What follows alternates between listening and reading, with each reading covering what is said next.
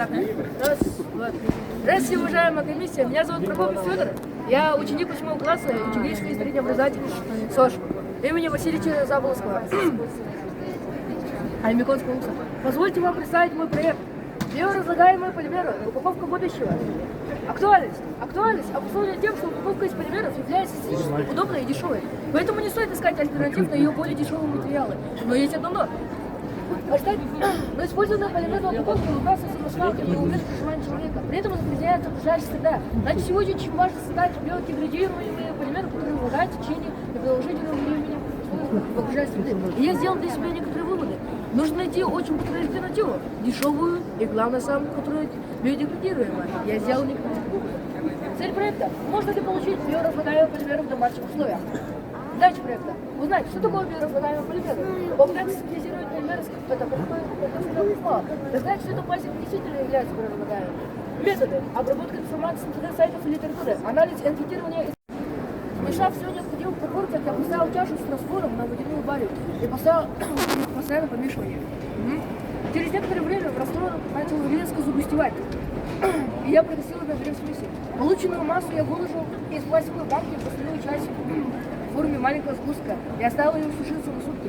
На следующий день я проверил получившийся пластик и обнаружил, что большой кусок пластика не высох, а остался же таким же мягким, каким же и был до извлечения его из банки после нагревания. А маленький сгусток засох только в тонких его частях. И я сделал вывод, что крупные детали с узкими стенками из этого пластика, к сожалению, не получится.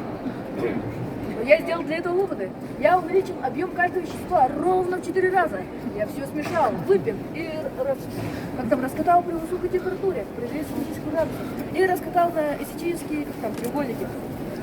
И чтобы вам, дорогая комиссия, эксперты, доказать, что этот пластик является биоразлагаемым, я срезал его на эстетические треугольники и закопал его в землю, в моей цветочной клумбы дома. И спустя ровно 3 недели пластик полностью разложился в данной почве. И это доказывает, что данный пластик может разлагаться в окружающей среде.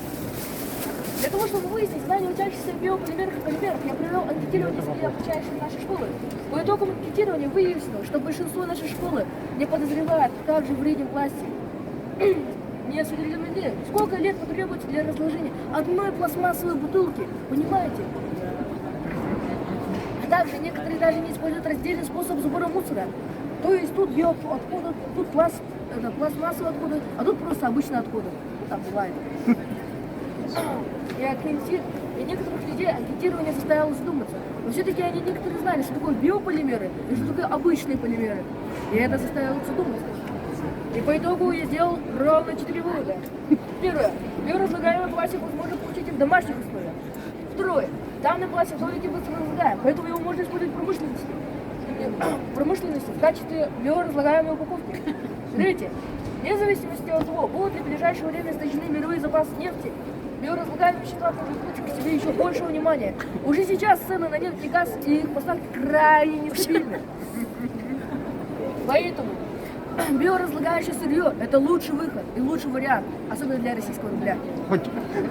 Четвертое. В ходе выполнения данной проектной работы я выполнил все поставленные перед собой задачи и узнал, что такое биоразлагаемый полимер, синтезировал пластик из картофеля и крахмала и доказал, что данный пластик действительно является биоразлагаемым. На этом у меня все. Спасибо за внимание. Спасибо.